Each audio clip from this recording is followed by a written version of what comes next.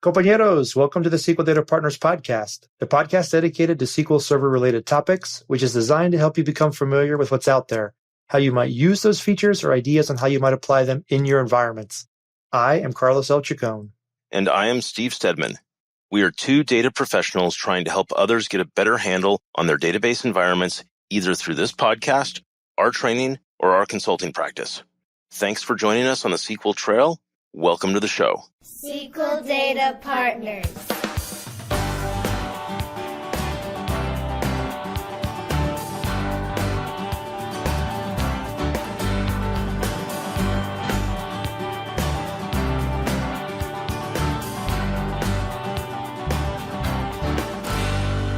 Hey, compañeros. Thanks again for tuning in to episode 85. I am Carlos L. Chacon. So we're going to excuse Steve here from the opening through sickness and through a couple of client engagements we had at the end of last week. We just couldn't quite connect to get this recorded, but he'll be back with us next week. Today, our guest is Javier Villegas. Javier is the DBA out of Buenos Aires, Argentina, and works for the Mediterranean Shipping Company. We'll get into a little bit of our history, but Javier was the first podcast interview I ever did, and so I'm grateful to him for sitting down with us again after almost 2 years and recording another episode. Our topic today is going to be on some of the hiccups that he ran into upgrading to SQL Server 2016. So they had a few problems. He's going to share with us what the issues that they had. Of course, he was able to work with Microsoft to get those resolved. But again, kind of illustrates some of the hurdles that we still face, even though the technology that we love is getting better all the time. And then he'll talk with us about some of his favorite features as well.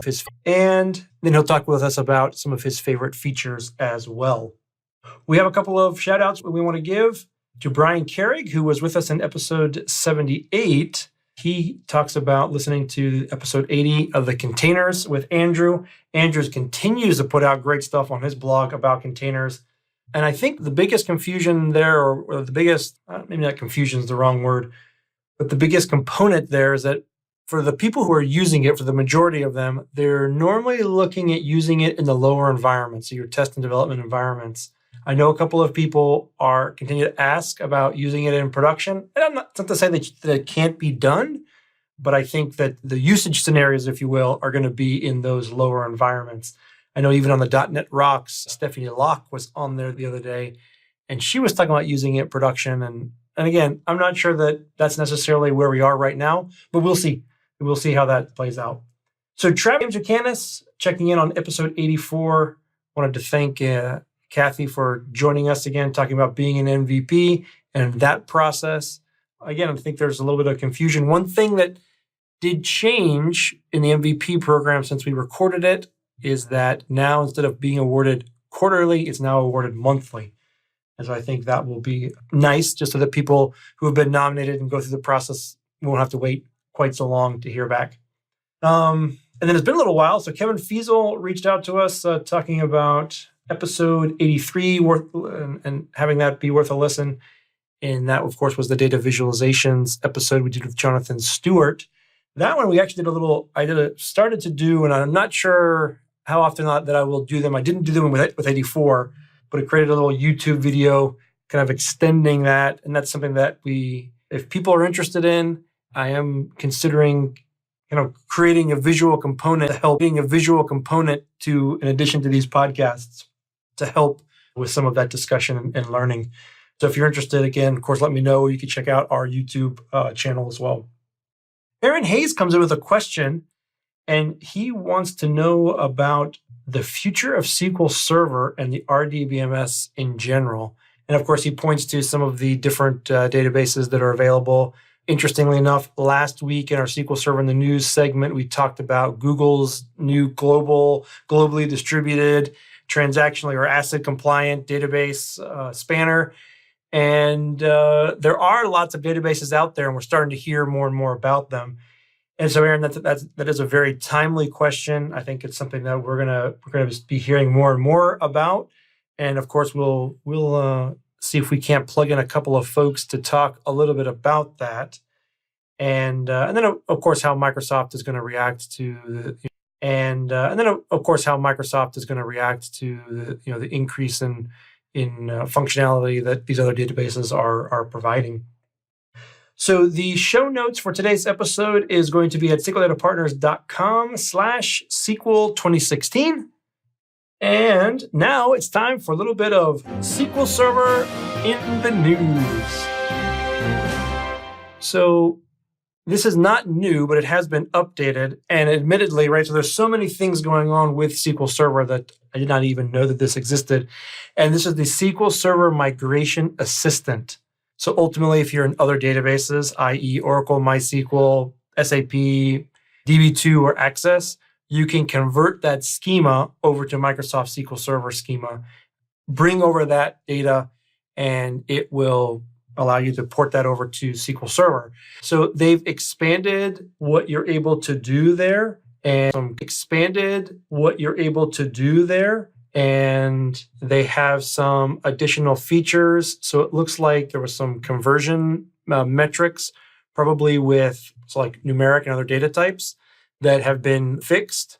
And then, of course, you can export all of this with SQL Server Data Tools project and then import that back in and get that into your database. So again, I think that's pretty cool. And as we talking about all these other databases that continue to be there, there's still a need to use SQL Server. It's definitely not going to go away. And so I thought that was an interesting little update that they put out for the SQL Server Migration Assistant. So again, we'll have that on the website, sqldatapartners.com/SQL 2016. And so let's go ahead and get into the conversation with Javier. So Javier, welcome to the program. Thank you, Carlos. Thank you, Steve, for hosting me one more time. Yes, that's right. As first, right? The guinea pigs, if you will.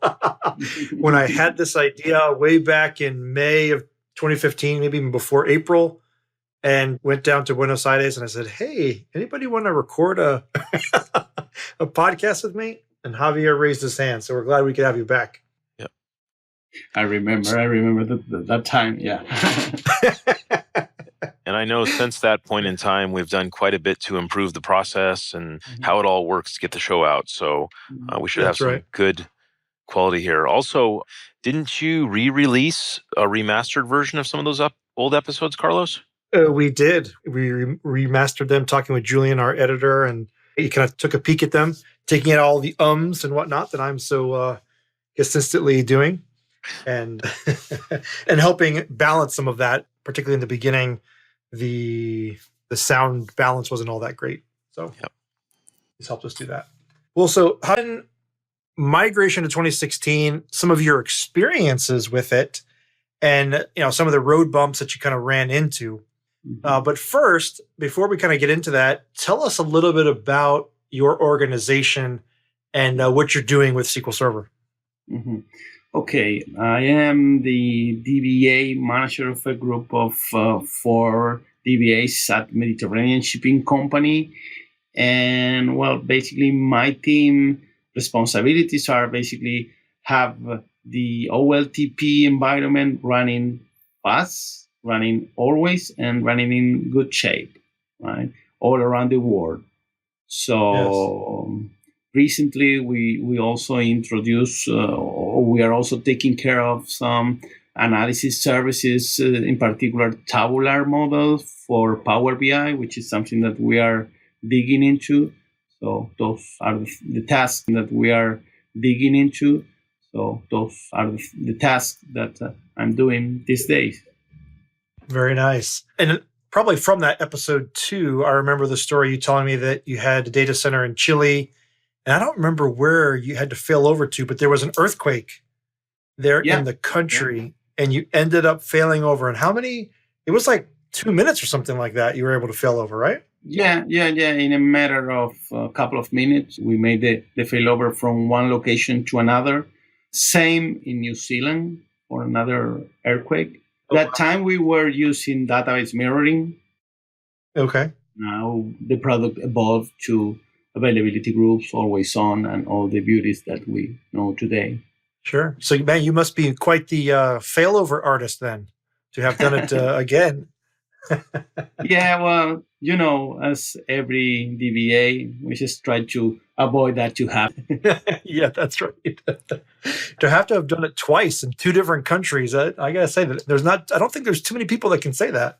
The key is to, once in a while, do a failover test, have a bunch of power users who help you on a Saturday morning. So you can do the failover and, recheck that the whole failover process works smoothly. That's the ultimate goal. On every exercise that we do of this testing failover process, we found stuff to improve the speed, right, of doing this switch. Mm-hmm. So ultimately, our topic is on that conversion to 2016. You made the change, but it wasn't always a smooth transition. You ran into a little bit of bumps. Yeah. Tell us about that. SQL. Mm-hmm. Yeah, well, our main OLTP platform around the world was a mixture of SQL 2012 and 2014, right? Mm-hmm. And, with failover cluster instances, with always on, and all this thing for high availability and disaster recovery. My company was part of the TAP program, so we got involved with the bits very early in the process of the SQL 2006 release. So we were going back and forth with the product engineers with, all these features that they planned to release. At some point, we have to validate our business core application with the releases that Microsoft were giving to us. We found some unexpected behavior, let's say. Just to give you a quick example, one of our most critical SQL shops for the business, right? It runs every 3 hours and it generates some sort of a cache table to get some critical reports, and those underlying tables are used by other processes, right? So, as I said, that runs every 3 hours and normally takes 7 minutes to complete, right? Mm-hmm. After, when we were on this testing process, suddenly those 7 minutes went into 1 hour, right? The story gets even more juicy because I said, okay, maybe I need to do an updated statistic because, this is a new environment. I just restore my databases. So I took some time and I made an updated statistic for all the tables. And instead of 1 hour, the end result was 26 hours. Right? Wow. That's not the expectation. SQL Server 2016, it just runs faster, but apparently there's some edge cases that we need to work around. So what did you end up doing with that? Yeah, well, was something that I spoke with the product managers at Microsoft, and we raised the hand as soon as we found this, right? Because it was unacceptable for our business, right? So we were one day or even more than 1 day just to get this cache table once. So we send them all the code, we send them a copy of our databases, and we started working together very closely on this issue.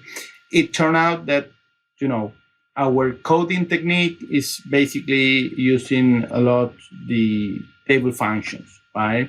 And we use table functions, not the inline table functions, the regular one, right? We don't use scalar functions at all, right? That's a different discussion that we can have in another opportunity, but we kind of forbid them. We don't use it at all. So we use table functions.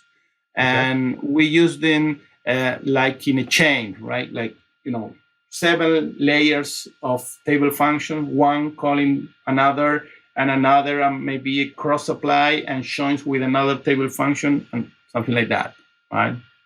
Wow. So the new cardinal estimator in 2016, just considering this like calls to table functions were like immediate, right? So the estimation was unreal. Gotcha. Actually, we're not even doing an estimation. So the end result at that point was not to use the new cardinal estimator, right? Just turn on a trace flag to skip the CE. Use all the other features for SQL 2016 that are great, but temporarily turn off the new CE, right? Right. CE being cardinality estimator. Now, definitely. So the problem was then that the optimizer, right, the cardinality estimator was going in, it was looking at those table functions, and because they were kind of nested, if you will, it didn't quite pick the best plan, or was it being a little too aggressive there, perhaps? Yeah, it's just when the CE reached some certain, level into these layers of table function, it's just considered that they return immediately, and that was not the reality. So that is why we switched from 7 minutes to 1 hour, right? When you switched the trace flag to go back to the old cardinality estimator, did it go back to that 7-minute runtime right away, or did you have to do anything else? No, it's just that. Also, another possibility is just, keep the compatibility level for the user databases in 110, right? Because actually this is not a new problem in 2016. This is something that is also happening in 2014, right? So if you keep the compatibility level for your user databases in 110, it's like, forcing to use the old or the legacy. Changes there, but I guess just like everything else, right? You have to test it because you could be, obviously there's a use case potentially for that, but when that many nested table functions kind of makes me get the heebie-jeebies a little bit. Yeah, definitely. But you need to go through your code and test it in the new version. I remember a long time ago, like in 2008 or something, me and my boss, we were invited to the Microsoft campus to discuss about new releases of SQLs, etc. And they kind of, give us a presentation of table functions, right? And we got in love with them. Gotcha. And we decided to, switch all our T-SQL coding to that way of writing, right? Because as I said, we love it. It's quite clean, clear. We just love it.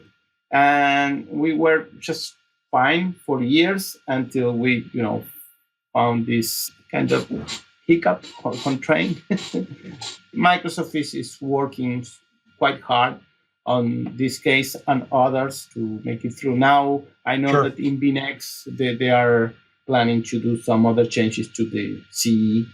Are you doing anything with Linux or SQL Server on Linux, or are you guys pure Windows? In my production and QA environment, we are using all Windows Server, now switching to Windows Server 2016, because there are some particular features that we need, which, just to tell you in one sentence, we love the possibility of having Windows 2016 and SQL 2016, because we can do always on machines that are not on the same Windows domain, right? That's the main. Right.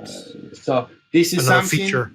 Yeah, this is something that we were asking for years. So now we have it, and now we are using it.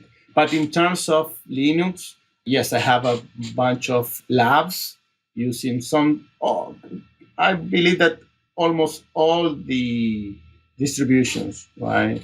Ubuntu, Red Hat. Now I believe that I have the version to run on SUSE Linux, that is the CTP 1.2 that was released a few days ago.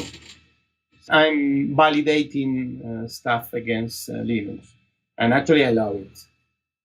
Very cool. So, with SQL Server 2016, one of the other big features that was added in was the query store.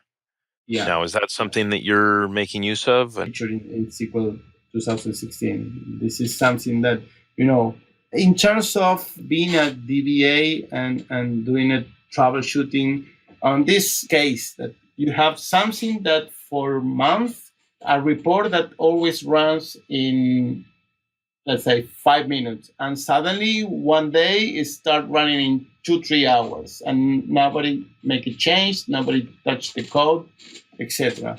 Those cases were extremely challenging to troubleshoot. But now with Query Store, it's just a simple click to have your previous or optimum execution plan for that particular thing. So yes, I'm using it. This is something, as I said, it's my favorite feature in 2016, Query Store. So for people who are new to 2016 and haven't tried that out yet, any tips or recommendations that you would give or hints for people you would give or hints for people? Yes. This is something that, as I said, I'm using it on my daily basic task. This is like the first version of Query Store, right? In SQL 2016 was the first time that we saw it. There are some things to improve, like every V1 feature, right? In this case, the only thing that in the Connect side, I made this recommendation as many others SQL professionals, right? Now, Query Store is per database, so you have to enable it and maintain it and query per database, right? And you have all this performance information within the same database.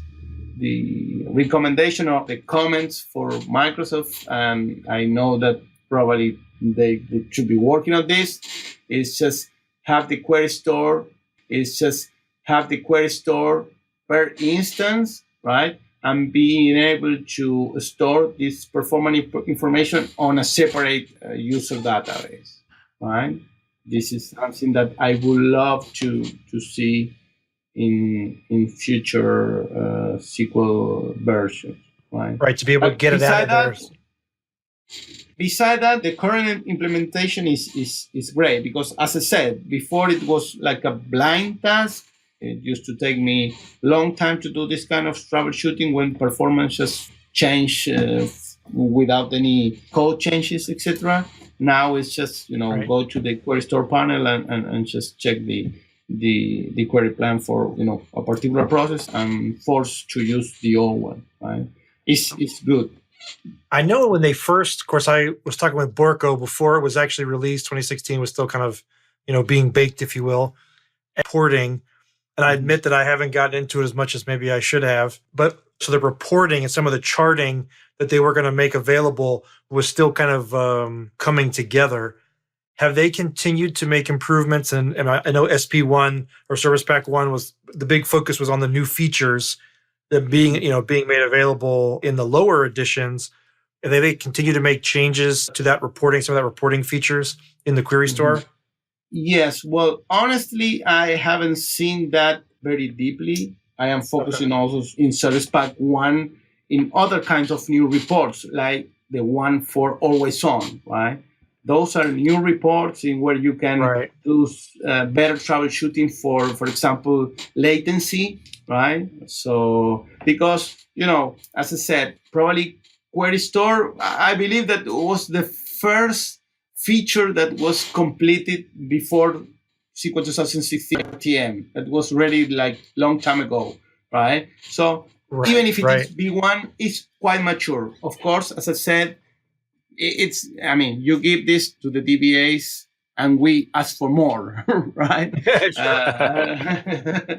But, in Service Pack 1, the new reportings for Always On, the dashboard for Always On, for availability groups, is really improved. So those reports, they provide you a better way to do troubleshooting of Always On. But before was a kind of a blind experience.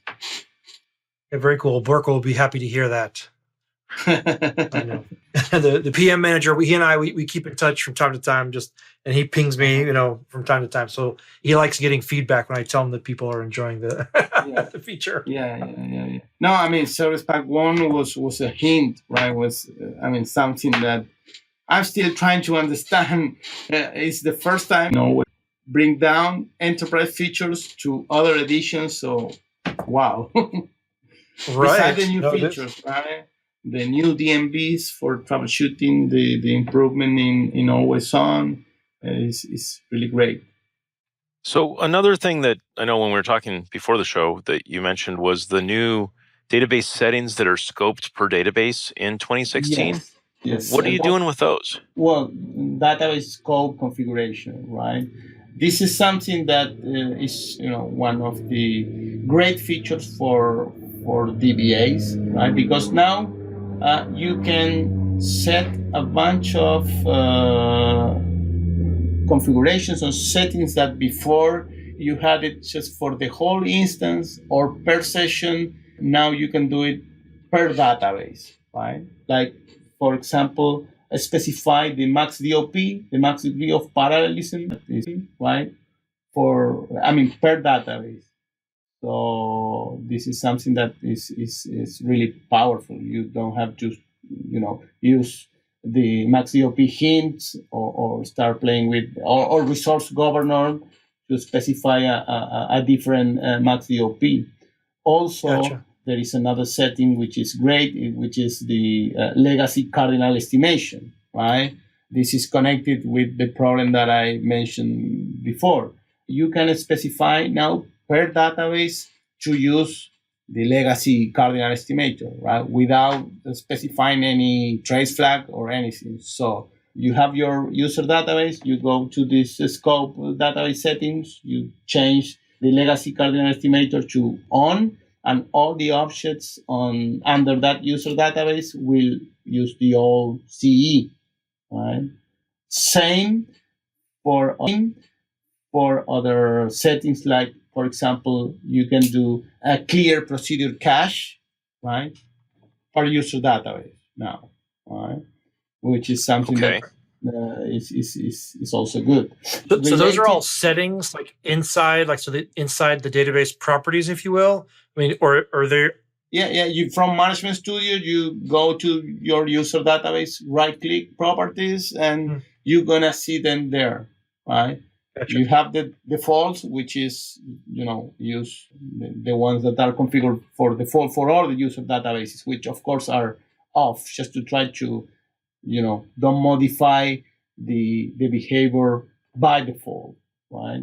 Right. Also, another one that you have, which is also connected with the legacy cardinal estimation, is the query optimizer hotfixes, right? You know that Microsoft, with every service pack, with every cumulative update, they introduce changes to the cardinal estimator, right? Which by default, they keep them disabled just to, don't change the behavior in something that is running within the same SQL version, right? So before this, or actually in parallel, you can turn on a trace flag and enable all those hotfixes for the CE, right?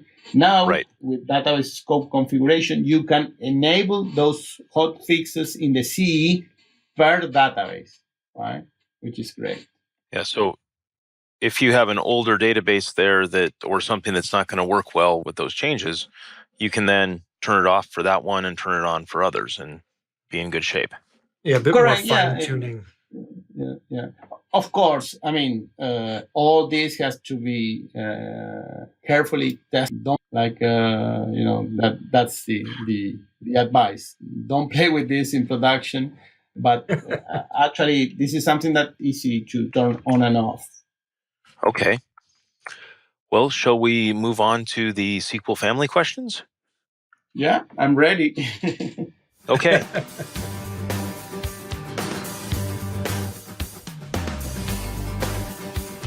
So how did you get first started using SQL Server? Well, I mentioned this story in my previous episode, right? In the episode number 2. But and like 20 years ago, I started with the Microsoft courses with Windows Server 3.51 or NT4.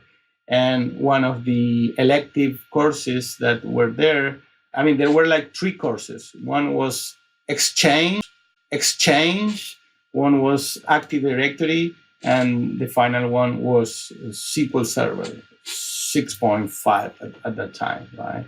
So everybody had to choose the regular training plus one of these three, right?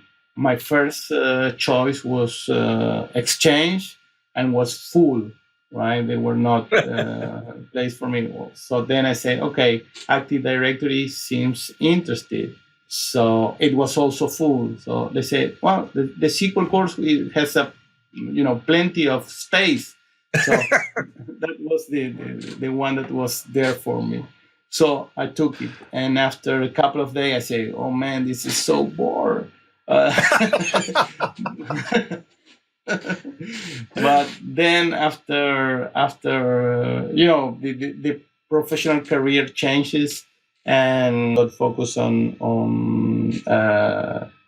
database engines. At some point in one previous shop that I had, was like with multiple vendors in terms of databases and also operating system. I remember using Sun with Oracle and Linux with MySQL and Windows with SQL, right? It was like a data center with all that, zoo of environments. And well, at some point, I put my career into the Microsoft rails, and I focus everything on Microsoft, especially on SQL Server. So that is how I got involved with that. Do you ever wonder how different your career may have been had that Exchange class not been full? I haven't think about that too much. Okay. Too much. Okay. Because I actually think that being a DBA is something that you have to love, right? And you have to feel it because, we all are kind of particular sort of people, right?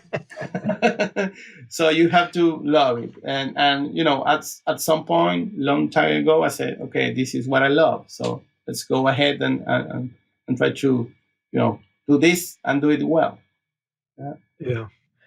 If you could change one thing about SQL Server, what would it be? Well, I mentioned a couple of things regarding Query Store, right. But something that I would love to. I mean, first of all, if you ask me like 6 months ago, I would say multi-platform, right? Uh-huh. So I have that checked in already.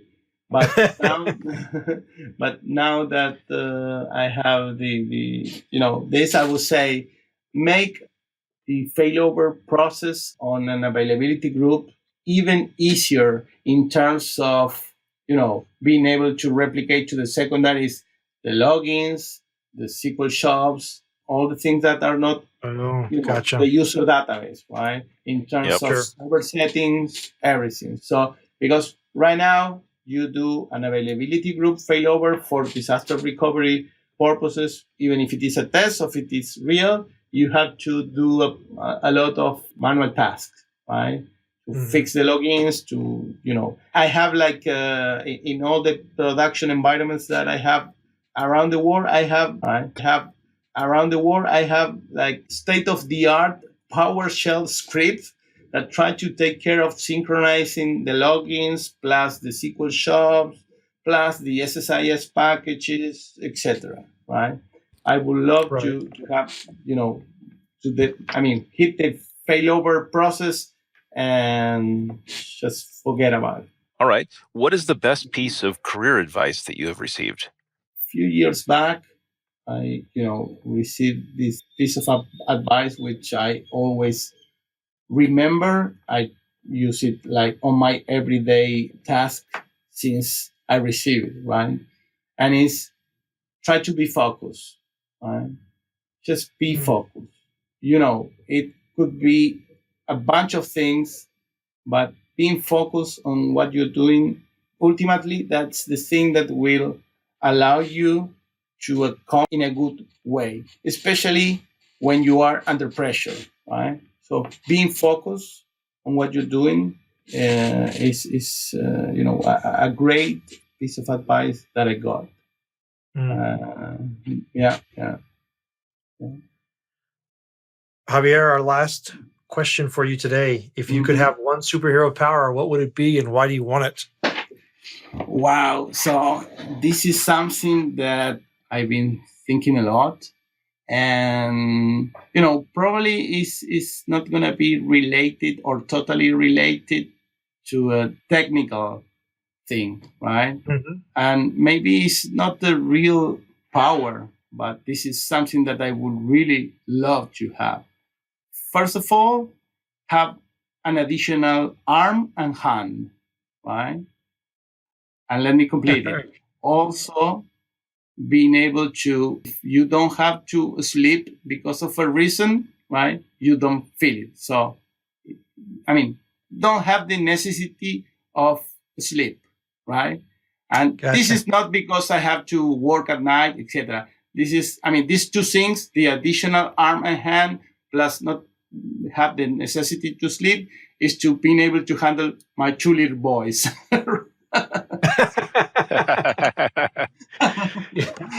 One is 1 year old and the oldest one is almost 5.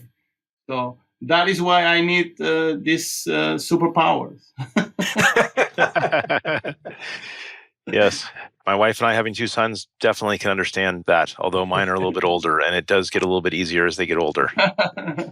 Really? Well, that is something good, because, now I know that if I wait, it's going to be easier. Yep. Now I know that if I wait, it's going to be easier. Yep. But you'll come across different things, like the first time they dent your car.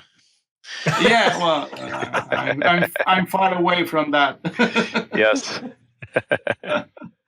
Well, Javier, thanks so much for joining us again. Oh, sorry, go ahead. No, just wanted to say that, it's not totally technically what I just said, but it's real. Yeah, that's right. Well, Javier, thanks so much for joining us on the program today. It's always a pleasure to speak with you, Carlos and Steve.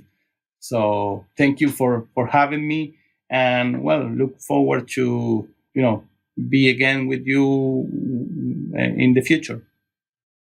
So my big takeaway there was test, right? Test. Ultimately, lots of new things happening in 2016. As they begin to tweak, in Javier's case, the cardinality estimator, while I guess first tweaked in 2014. Don't be taking those things for granted. It's worth kicking the tires on that, of course, before you switch over to production. It will make everyone's lives easier. And of course, there are lots of the tools to help us do that and do that testing have evolved and gotten better. In fact, in a couple of weeks, we are going to have the DB Tools team on the podcast, and we're going to be talking with them about their tools. And it's one of the things that they have put a lot of emphasis in is on database migrations. And so we'll be talking with them. Next week's episode, we're going to be talking with Sebastian Main about T-SQL-T. So that will be an interesting conversation, how that project kind of started, what you could use it for, and kind of its current status. So we hope that you'll tune into that. Again, if you have a comment, question, you can reach out to us on Twitter. I'm at Carlos L. Chacon. Steve is at SQL EMT. Our music for SQL Server in the News is by Mansardian, used under Creative Commons. Thanks again for tuning in today, compañeros, and we'll see you on the SQL Trail.